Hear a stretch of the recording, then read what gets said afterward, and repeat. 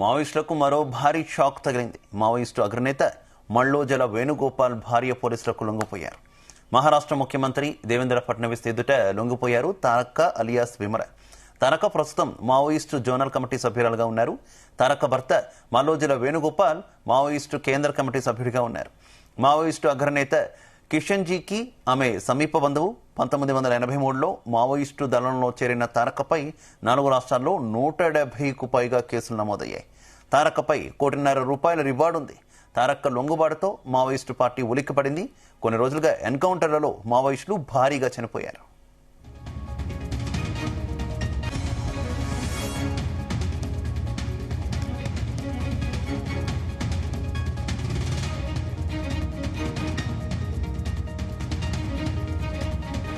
ఇదే విషయానికి సంబంధించి మరింత సమాచారం మా క్రైమ్ బ్యూరో చీఫ్ రవితేజ అందిస్తారు.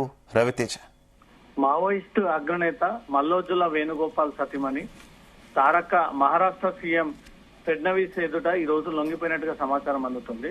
ప్రస్తుతం మావోయిస్టు జోనల్ కమిటీ సభ్యురాలుగా ఉన్నటువంటి తారక్క అలియాస్ విమల సీఎం ఎదుట లొంగిపోవడంతో ఇప్పుడు హాట్ టాపిక్ గా మారింది. ఏ సమస్యల కారణంగా ఇటీవల జరుగుతున్నటువంటి కూంబింగ్ సందర్భంగా మావోయిస్టుని హతం చేస్తున్నటువంటి పరిస్థితులు, ఒక మహిళ అనేక జోనల్ కమిటీలో, నేషనల్ కమిటీలో కూడా పనిచేసినటువంటి అనుభవం ఉంది. గతంలో జరిగినటువంటి కొన్ని ఎన్కౌంటర్లో కూడా ఈ తారక్క కీలక పాత్ర పోషించిందనే దానిపై కూడా తారక్క పైన తీవ్ర అభియోగాలు ఉన్నాయి. అలాంటి తారక్క ఈ రోజు సీఎం సమక్షంలో ఎందుకు లొంగిపోవాల్సి వచ్చిందనే దానిపై కూడా పూర్తి స్థాయిలో ప్రభుత్వం దీనిపైన ఆరా తీస్తూ ఆ వివరాలన్నీ కూడా పోలీసుల ద్వారా మీడియాకు రిలీజ్ చేయడం జరుగుతుంది. అనారోగ్యపరమైనటువంటి సమస్యల లేదా పార్టీలో ఉండి ఇన్ని రోజుల పాటు చేసినటువంటి సేవలు ఇంకా తనకు సహకరించట్లేదు బాడీ అని తను బయటకు వచ్చేటువంటి ప్రయత్నంలో బాగా జరిగినటువంటి ఈ లొంగుబాటు అనే దానిపై కూడా వివరాలన్నీ సేకరించిన తర్వాతనే ఆ సీఎం సమక్షంలో తను లొంగిపోయినట్టుగా తెలుస్తోంది. తారక్క భర్త మల్లోజుల వేణుగోపాల్ మావోయిస్టు కేంద్ర కమిటీ సభ్యుడిగా గతంలో పనిచేశారు. మావోయిస్టు అగ్రనేత కిషన్జీకి ఆమె సమీప బంధువు.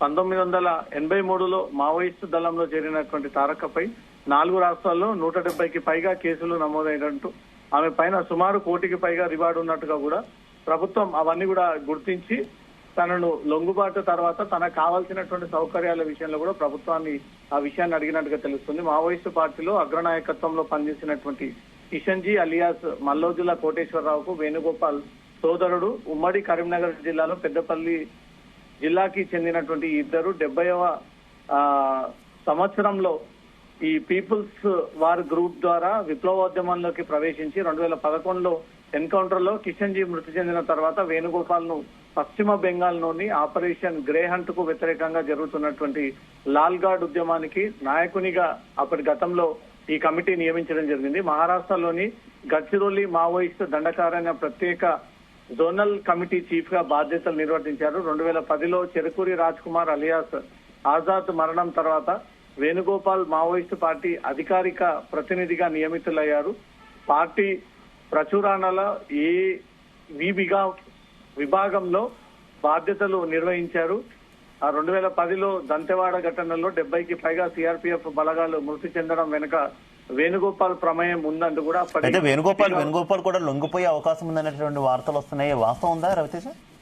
వేణుగోపాల్ సంబంధించి కూడా లింక్స్ ని ఇప్పటికే నిఘా వర్గాలు ఎప్పటికప్పుడు పోలీసుల ద్వారా ప్రభుత్వాలకు ఆ విషయాన్ని తెలియజేస్తా ఉన్నాయి. ఇప్పుడు వేణుగోపాల్ సతీమణి తారక్క లొంగిబాటు అయిపోయింది కాబట్టి తారక్కని అడ్డు పెట్టుకొని తారక్క ద్వారా వేణుగోపాల్ ని బయటికి రప్పించి అతను కూడా లొంగిపోయే విధంగా ఆరోగ్య పరిస్థితులు, పార్టీలో ఇన్నేళ్ల పనిచేసినటువంటి గౌరవం లేకపోవడము, పార్టీలో పనిచేసినటువంటి మీకు వచ్చినటువంటి లబ్ధి ఏంది, ఆరోగ్యం పూర్తిగా చెడిపోవడమే తప్ప దీని వల్ల జరిగినటువంటి ఉపయోగాలు ఏవి లేవంటూ కూడా వేణుగోపాల్ ని సైతం తారక్క ద్వారా సంప్రదింపులు చేసి వేణుగోపాల్ ని సైతం లొంగదీసేటువంటి ప్రయత్నాలు కూడా ప్రభుత్వాలు పోలీసులు చేపడుతున్నట్టుగా తెలుస్తోంది. ఇటీవలే ఈ ఏఓబి బార్డర్ లో గాని, ఒరిస్సా ప్రాంగణంలో జరిగినటువంటి ఎన్కౌంటర్లు గాని, ఇటీవలే పోలీసులు కూంబింగ్ వెళ్తున్నటువంటి క్రమంలో ఎదురుకాల్పుల్లో అనేక మంది మావోయిస్టులు హతమవ్వడము, దాంట్లో పోలీసులకు కూడా స్వల్పంగా గాయాలయ్యి వారు కూడా తీవ్రంగా గాయపడేటువంటి అనేక సందర్భాలు ఉన్నాయి. కాబట్టి ఈ మావోయిస్ట్ మూవ్మెంట్స్ లో మావోయిస్టులు గతంగా పనిచేసి అనేక ఎన్కౌంటర్లలో కీలకంగా ఉండి కీలకమైనటువంటి వ్యక్తులని టార్గెట్ చేసి గతంలో ఎన్కౌంటర్ చేసినటువంటి వాటిలో ఇద్దరు వైఫ్ అండ్ హస్బెండ్ భార్యాభర్తలు ఇద్దరు కూడా కీలకంగా ఉన్నటువంటి విషయం దేశ ప్రజలందరికీ తెలిసిందే. ఈ రోజు తారక లొంగిపోవడం వెనుక ఆ విషయాలన్నీ కూడా ప్రభుత్వం పోలీసులు మరి కాసేపట్లో రిలీజ్ చేసేటువంటి అవకాశం ఉంది. దాని ద్వారా వేణుగోపాల్ ని కూడా లొంగ తీసుకునేటువంటి ప్రయత్నాలు ప్రభుత్వాలు పోలీసు అధికారులు జరుపుతున్నట్టుగా సమాచారం అందుతోంది.